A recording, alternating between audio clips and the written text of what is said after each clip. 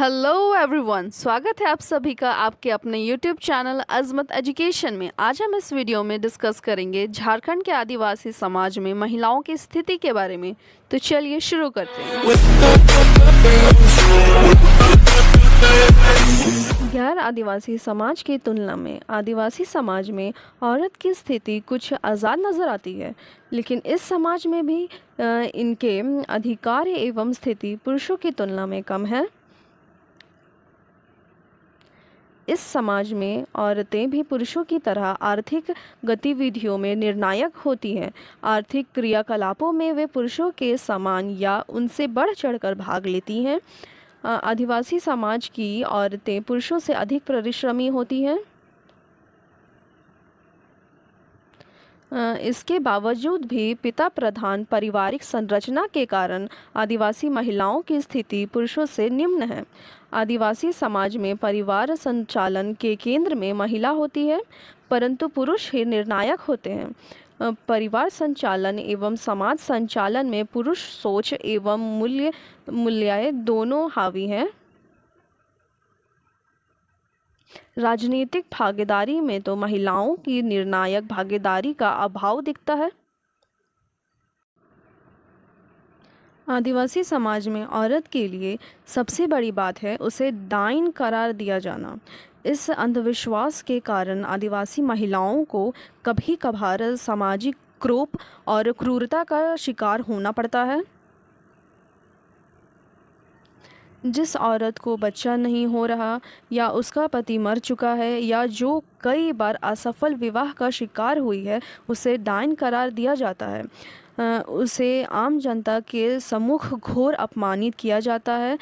इसी क्रम में उसकी पीट पीट कर हत्या कर दी जाती है।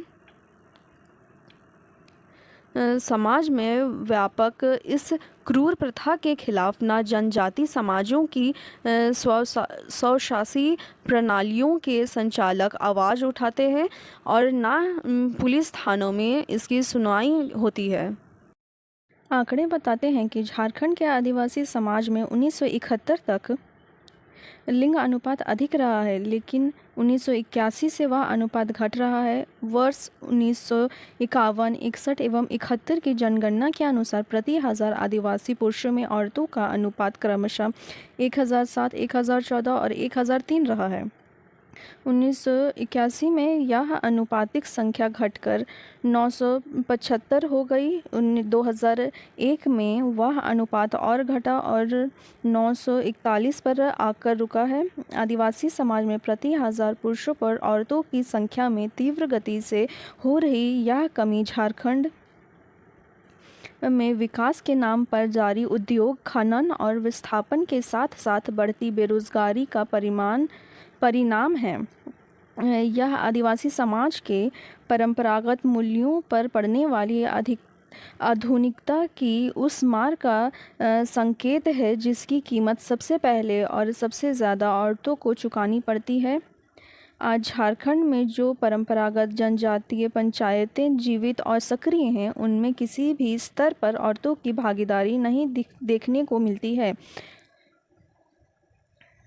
कुछ व्यवस्थाओं में तो वे भाग तक नहीं ले सकती क्योंकि पुरुष समाज ने उस पर रोक लगा रखी है।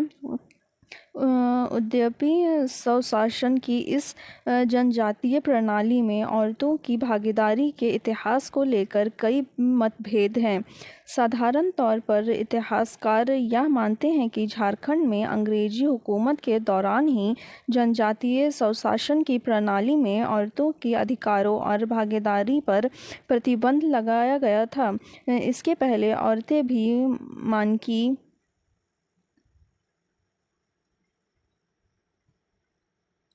मानकी और मुंडा के पद पर चुनी जाती थी और पंचायत प्रणाली में उनकी भूमिका होती थी।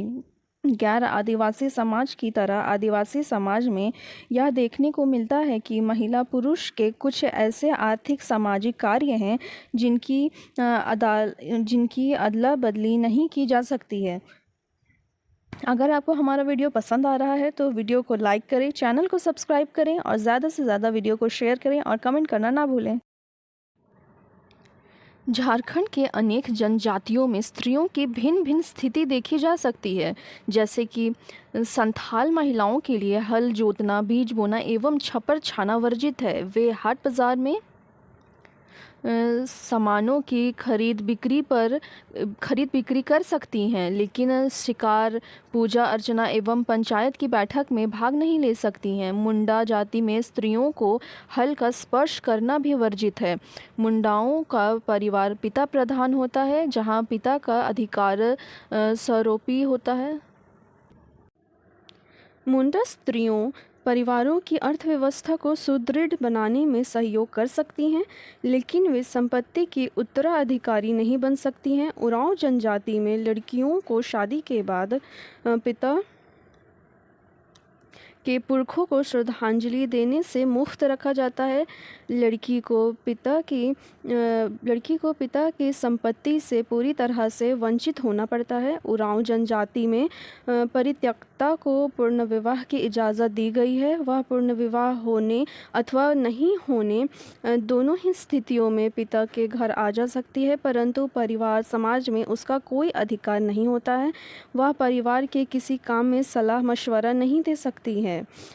खड़िया जनजाति में पिता की संपत्ति पर बेटों का अधिकार होता है, लेकिन बेटियों का नहीं। विवाहित बेटियों को माता पिता रुपया, पैसा एवं अनाज आजन्म तक दे सकते हैं, लेकिन अचल संपत्ति का हस्तांतरण नहीं कर सकते। स्त्री अपने ससुराल में अपनी पति के जमीन का जीवन भर उपयोग कर सकती है, लेकिन उसे बेचने का अधिकार नहीं है। विधवा होने पर उसके पति के अन्य भाई जमीन को बेचकर उसे बेदखल कर सकते